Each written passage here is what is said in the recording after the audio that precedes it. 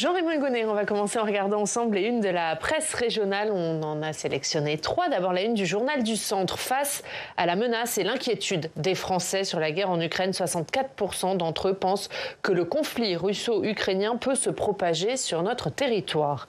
La deuxième une, c'est celle de Corse Matin. Soins itinérants à domicile face aux difficultés d'accès aux soins dans les villages. L'Agence régionale de santé a lancé un médicobus. C'est un cabinet médical mobile. Et puis la troisième une, c'est pour le fan de foot que vous êtes. Nord et clair, Lille, le rêve est passé. Le LOSC éliminé hier soir de la Ligue des Champions. Ils sont tombés face à Dortmund, battus 2-1. Les nordistes sont donc privés de quart de finale. Quelle une choisissez-vous ? Alors là, c'est un piège que vous me tendez parce que devant la gravité du Journal du Centre, et bien évidemment, mais vous le savez, j'ai moi un démon en moi qui s'appelle le football et le Nord et clair, oui. Ouais.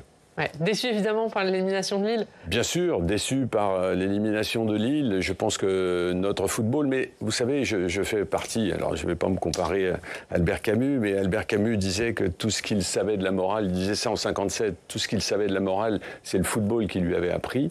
C'est un petit peu mon cas, et en termes de football, on voit beaucoup plus que le simple jeu qui est magnifique, mais ça dit beaucoup d'une nation.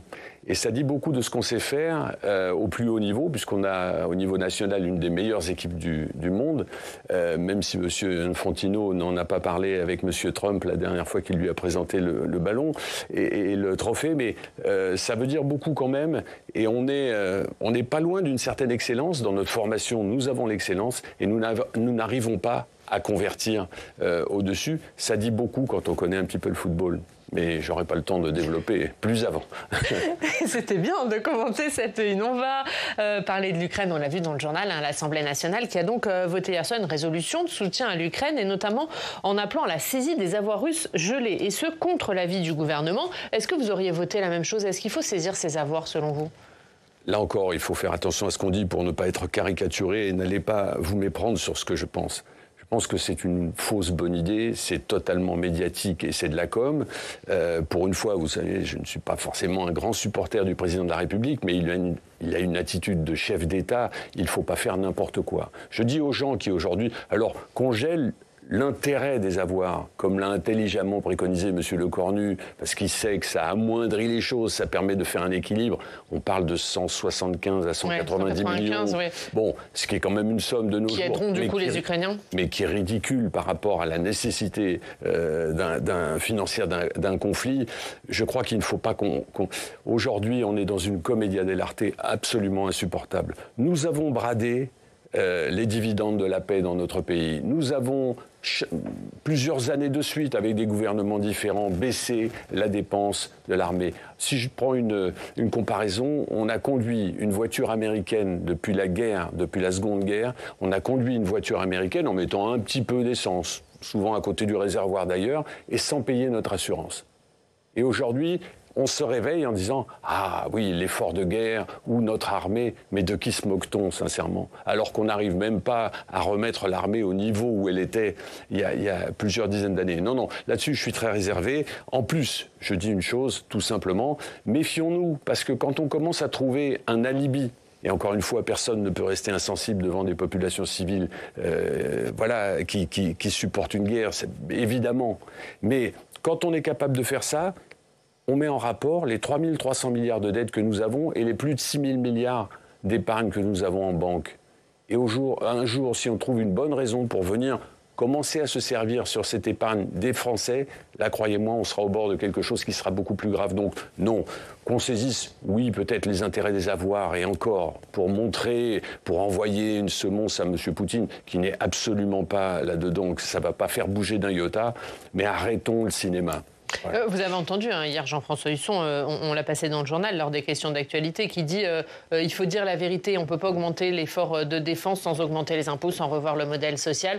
Est-ce que du coup le gouvernement cache un peu les choses, ou en tout cas ne veut pas avoir le courage de dire ce qu'il faudrait faire ? Plus personne, je crois, aujourd'hui ne peut cacher les choses. Notre rapporteur général, qui est un ami, Jean-François Husson, je suis membre de la commission des finances. Quand vous êtes au sein de la commission des finances, qui est une commission exceptionnelle, je vous garantis, quelle que soit votre sensibilité politique, vous comprenez où nous en sommes aujourd'hui. Je crois que tous les Français l'ont bien compris. Maintenant, une bonne partie d'entre eux font l'autruche, et c'est humain. Pourquoi ? Parce qu'ils n'ont pas envie qu'on touche ou à leur retraite, ou à leur pension, ou à leurs impôts. Et l'équation est... elle est bloquée, tout simplement, parce que si vous touchez sur un des curseurs, vous faites bouger un autre, et qu'aujourd'hui, on est dans une situation financière catastrophique. Donc pour vous, on ne peut pas revoir la réforme des retraites, il faut mettre fin au conclave ? Mais la réforme des retraites, encore une fois, tout le monde sait que M. le Premier ministre, M. François Bayrou, qui appartient à l'ancien monde, que fustigeait le président de la République. Pourtant, quand tout va mal, il est obligé, entre Michel Barnier et François Bayrou, même s'il y a une marge entre les deux, c'est quand même pas, vous voyez ce que je veux dire, des perdreaux de l'année. Donc, on ne peut... Enfin, on ne va pas faire croire que par un coup de baguette magique, on va changer l'irresponsabilité de la gouvernance de ce pays pendant des dizaines d'années. À mon sens, ce n'est pas possible. Donc il va falloir faire des efforts. Les retraites, tout le monde a compris que M. Bayrou attend, il va organiser ses conventions, on trouve toujours, la langue française est très pratique pour ça, on trouve toujours quelque chose, mais ça débouchera sur pas grand-chose. Et encore une fois, s'il s'agit encore une fois de dire ça va être 63 ans, eh ben ça veut dire qu'on est totalement inconséquent. Mais est-ce que du coup, c'est pas normal que les plus riches, les grandes entreprises contribuent à cet effort de défense comme le demande la gauche ? Mais est-ce que vous pensez quand même... Moi, j'entends ça, c'est un peu simpliste, excusez-moi, et je sais que vous reprenez un argument de la gauche, c'est pas contre vous, mais est-ce que vous pensez que les grands de ce monde, ceux qui font vivre aussi notre économie, ne contribuent pas déjà ? Mais à qui on va faire croire ça ? Quand vous gagnez votre vie, encore une fois, grâce à ce que la société a mis en place, mais aussi grâce à votre talent, à votre travail, à vos études, à vos capacités. Vous ne pensez pas que quand quelqu'un se lève le matin et qu'il a déjà plus de 50% de ce qu'il gagne dans la journée, qu'il sait que ça part dans des impôts, ça pose le vrai problème du consentement à l'impôt. Et moi, je le vois sur le terrain, des gens qui, bien entendu, ont de l'argent, commencent à dire « Attention, moi je veux bien payer des impôts, mais je veux savoir où ça va et que ça ne soit pas dans un fonds perdu », ce qui est le cas en France actuellement. Donald Trump qui attaque l'Union européenne sur le plan commercial, il veut appliquer des droits de douane de 25% sur l'acier et l'aluminium. Alors la Commission européenne promet de riposter sur les produits importés des États-Unis comme les bateaux, motos ou le bourbon. On va écouter la présidente de la Commission européenne, Ursula von der Leyen. L'Union européenne doit agir pour protéger les consommateurs et les entreprises. Les contre-mesures que nous prenons aujourd'hui sont fortes mais proportionnées. Puisque les États-Unis appliquent des droits de douane d'une valeur de 28 milliards de dollars, nous répondons par des contre-mesures d'une valeur de 26 milliards d'euros. Cela correspond à la portée économique des droits de douane des États-Unis. Voilà, une riposte forte mais proportionnée, c'est ce que met en place Ursula von der Leyen. C'est la bonne méthode ? Mais quand je parlais de commedia dell'arte, là on y est directement.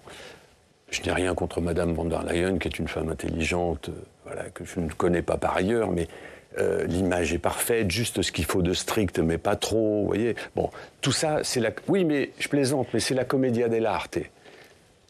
Quelle est sa légitimité, Madame Ursula von der Leyen, que l'on voit sur tous les médias, Madame Ursula, quelle est sa légitimité ? Elle est présidente de quoi ? De la Commission européenne. De la Commission européenne. C'est quoi la Commission européenne ? Quelle est la justification nationale derrière tout ça ? Rien du tout. Donc pourquoi il n'est pas légitime à parler au nom de l'Europe, au nom de l'Union européenne ? Mais c'est la Commission. Moi, je veux voir des élus, des chefs d'État, des premiers ministres à la rigueur, mais des chefs d'État. Madame Ursula von der Leyen est encore une fois une femme éminemment compétente. Pensez-vous que quelqu'un y croit 2 secondes ? Ce qu'il y a de bien avec M. Trump, enfin, c'est que lui, on sait ce qu'il va faire. C'est caricatural, c'est américain, mais c'est juste, encore une fois, caricatural. Donc on sait ce qu'il va faire. Nous, on prend une posture, encore une fois. La géopolitique mondiale est en train de changer complètement sous notre nez. Vous avez des cycles séculaires de domination. Les États-Unis arrivent au bout d'un cycle séculaire. Maintenant, qu'est-ce qui va se passer dans le siècle à venir ? Croyez-moi, ça va bouger.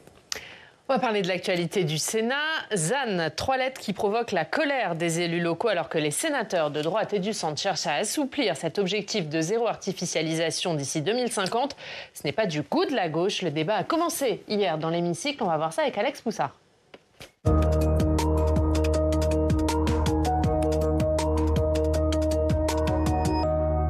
Bonjour Ariane, bonjour Jean-Raymond Hugonet. Bonjour. Et Alex, la majorité de droite et du centre du Sénat défend donc une proposition de loi pour assouplir les objectifs des communes dans la lutte contre l'artificialisation des sols. Et oui, en réalité, cela fait des années que la majorité de droite et du centre du Sénat est vent debout contre cette loi ZAN. ZAN pour, vous l'avez dit Oriane, zéro artificialisation nette des sols, qui vise à lutter contre l'étalement urbain. Alors c'est un objectif, on le rappelle, fixé en 2021 par la loi climat, qui prévoit qu'en 2050, on ne pourra plus construire sur des espaces naturels, agricoles et forestiers sans créer en contrepartie de nouveaux espaces naturels. Alors les sénateurs de droite et du centre estiment que le ZAN entrave l'action des maires, notamment leurs projets de construction. Et donc, ils font cette proposition de loi pour assouplir ces dispositifs. On va écouter la sénatrice centriste Amel Gacquerre. La politique de sobriété foncière ne doit pas être un frein à la mise en œuvre de toutes les autres politiques publiques. Bien sûr, 20 000 hectares artificialisés chaque année, c'est trop. Nous aspirons tous à la préservation de nos terres agricoles, de notre biodiversité, mais il faut aussi prendre en compte la réalité de nos territoires. À ce jour, le foncier économique, par exemple, manque déjà. 2/3 des intercommunalités ont déjà dû refuser des implantations d'usines par manque de foncier. Aggraver la situation n'est pas acceptable, notamment lorsqu'on met la réindustrialisation en tête de l'agenda politique. C'est une question de cohérence. Alors cette proposition de loi sénatoriale ne touche pas à l'objectif ZAN de 2050, mais souhaite supprimer l'objectif intermédiaire fixé en 2031 pour diviser par 2 le rythme de l'artificialisation des sols en 10 ans. Les communes, avec cette proposition de loi, ne se verront plus prescrire de nouveaux objectifs de sobriété foncière, mais les régions qui fixent les trajectoires de lutte contre l'étalement urbain devront prendre en compte l'avis des élus locaux. Et puis enfin, c'est un symbole pour la droite sénatoriale, mais les sénateurs souhaitent en finir avec ce sigle ZAN et le remplacer par le sigle TRACE, qui veut dire trajectoire de réduction de l'artificialisation concertée avec les élus locaux. Et à gauche, on dénonce donc l'affaiblissement de la lutte contre l'artificialisation des sols. Et oui, les écologistes estiment que ce texte est un recul sur les objectifs climatiques. Écoutez le sénateur écologiste Ronan Dantec. Au final, résumons donc cette loi de remise en cause de la lutte contre l'artificialisation. C'est la non-prise en compte de l'importance de la préservation des terres agricoles pour la souveraineté alimentaire. C'est le refus de l'urgence de l'adaptation au changement climatique, alors que les espaces naturels et agricoles sont au cœur de la lutte, par exemple, contre les inondations. Face à un tel bilan, l'opposition au texte me semble aller de soi. Alors dans ce débat, que pense le gouvernement de cette proposition de loi de la droite sénatoriale ? Eh bien, il ne la soutient pas, même s'il est prêt à assouplir quelque peu la loi. On va écouter la ministre de la Transition écologique. Moi, je suis à l'écoute des élus locaux et c'est pour eux que j'adapterai la loi, pas pour la manière dont certains populistes ont tendance à se saisir de ce sujet-là pour faire de la politique politicienne. Mais effectivement, donner un peu de souplesse, avoir un jalon qui peut être un tout petit peu plus tard. 2034 plutôt que 2031. C'est la position que nous tenons avec François Rebsamen. Mais en tout état de cause, cette politique de sobriété foncière, il ne faut pas l'oublier, c'est une politique de protection des populations. Et le gouvernement propose de repousser de 2031 à 2034 l'objectif intermédiaire de diviser par 2 le rythme d'artificialisation des sols. Jean-Raymond Hugonet, on l'a entendu dans le débat, chaque année, la France perd 20 000 hectares d'espaces naturels, agricoles et forestiers. Est-ce qu'en assouplissant nos objectifs de lutte contre l'étalement urbain, on n'est pas en train d'y renoncer ? Ah non, alors... la question est posée adroitement, mais très honnêtement, moi je vais vous dire quelque chose, tout en répondant à votre question. Cette histoire du ZAN, qui s'appelle maintenant TRACE, est révélatrice de la façon dont notre pays est gouverné. Je m'explique. Un président de la République qui dirige seul, s'entoure en 2017 d'une armée de technocrates, d'élite. C'est-à-dire, moi je suis fier que notre pays produise des gens de cette capacité intellectuelle et technique, et puis d'une armée de ministres qui lui sont redevables. Il avance, et forcément on va sauver le monde. Sobriété foncière. Aujourd'hui, vous n'avez pas, sur aucun banc, personne ne va vous dire qu'on est contre la sobriété foncière. Tout le monde a fait ce constat, tout va bien. Mais ensuite, on vous pond une loi, ce que j'appelle un salmigondi, de 305 articles dans lequel on vous glisse adroitement le ZAN. Donc c'est déjà le premier piège, parce que si vous ne votez pas climat et résilience, on va dire que vous voulez tuer le monde et que vous êtes un affreux pollueur. Voilà, c'est ça l'histoire, hein. C'est caricatural. Et une fois que vous êtes dans le ZAN, vous vous rendez compte que c'est quelque chose qui a été mis en place sans étude d'impact, et qui bien évidemment n'a pas été prévu dans son financement, puisqu'on est déjà de plein pied dans le quoi qu'il en coûte. Ça, sur le terrain, ça ne fonctionne pas. Vouloir faire croire que Madame Wargon, à l'époque, rappelez-vous quand même, hein, qui avait dit que les pavillons individuels, c'était une honte démocratique, sociale, écologique. Emmanuelle Wargon, ancienne ministre du Logement. Quelle honte! Pur produit de notre élite intellectuelle, une femme très intelligente et plutôt sympathique, avec laquelle j'avais discuté. Quand on en arrive là, à prendre des décisions contre les Français qui aspirent à ça, ça ne veut pas dire qu'il faut faire n'importe quoi. Les Français, il y avait aussi des citoyens, une convention citoyenne pour le climat qui faisait cette proposition de zéro artificialisation des sols. J'ai reçu des membres de la commission. Voilà. Moi, la démocratie de la courte paille, c'est pas mon truc. Dans notre pays, il y a une constitution. Les élus, je ne suis pas parlementaire de droit divin. J'ai été élu par mes pairs. Donc je représente une partie du territoire, et nous sommes 5 à le faire dans mon département. Mais c'est ça la démocratie. Aller chercher des gens qui viennent, qui sont vertueux, qui sont sympathiques, ce sont des Français, je ne conteste pas ça. Mais aujourd'hui, on débouche sur un non-sens. Les préfets ne savent pas comment régler cette affaire-là sur le terrain. C'est une catastrophe. Donc on essaie d'améliorer sans changer l'objectif qui est celui de la sobriété foncière. Alors justement, vous parliez des élus. Avec ce texte, les élus locaux, les maires ne se verront plus prescrire leur objectif de sobriété foncière. Il faudra prendre en compte leur avis. Est-ce qu'on n'est pas en train de tomber dans finalement l'écologie du volontariat ?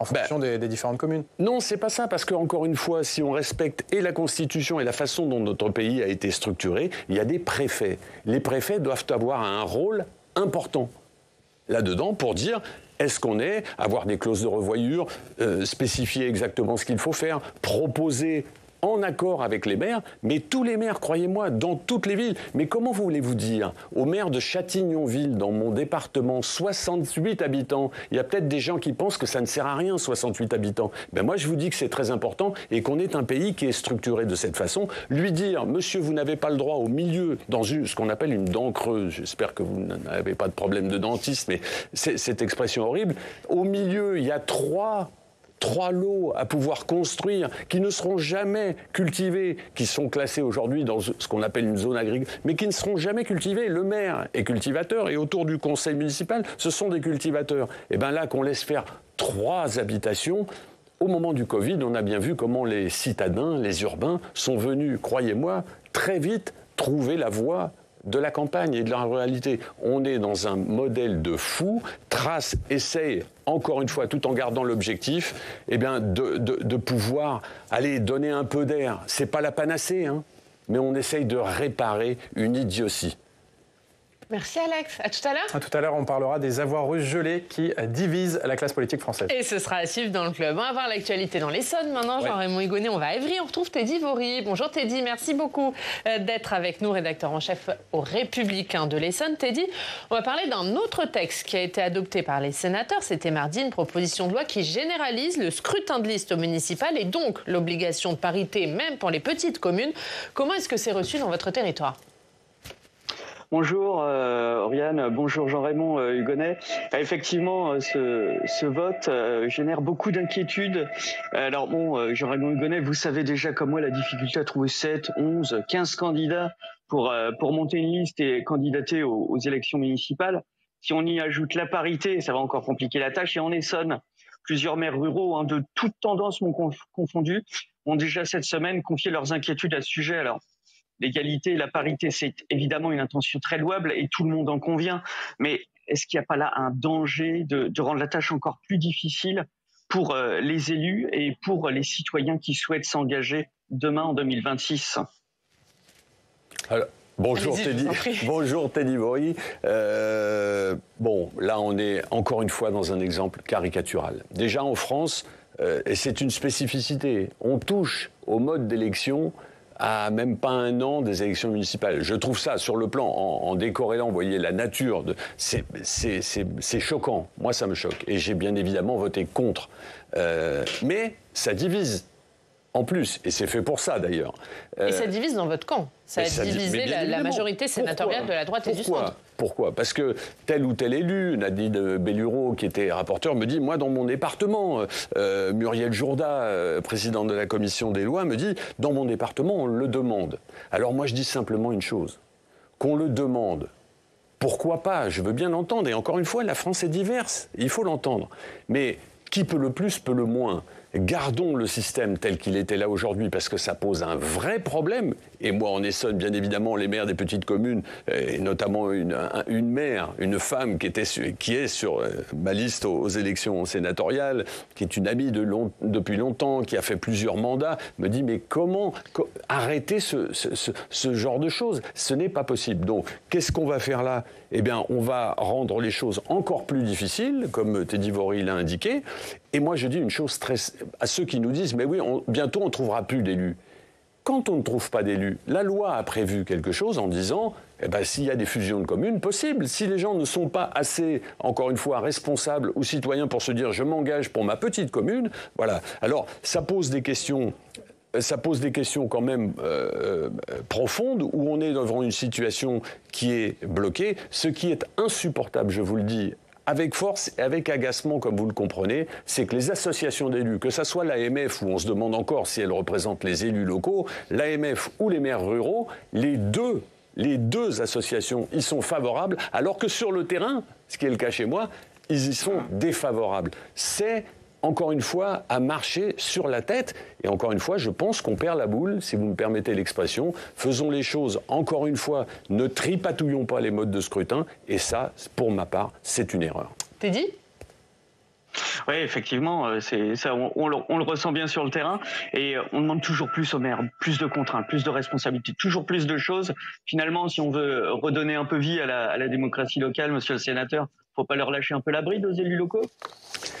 Encore une fois, quand je parle vous savez qu'on est vraiment en phase, Teddy, il ne s'agit pas, et que les gens comprennent bien, de leur lâcher la bride parce que des élus seraient tout puissants ou feraient n'importe quoi ou pourraient faire n'importe quoi. C'est pas ça. Des élus sont encadrés par des lois, des règlements et ce qu'on appelle aussi un préfet ou une préfète chez nous en Essonne pour dire...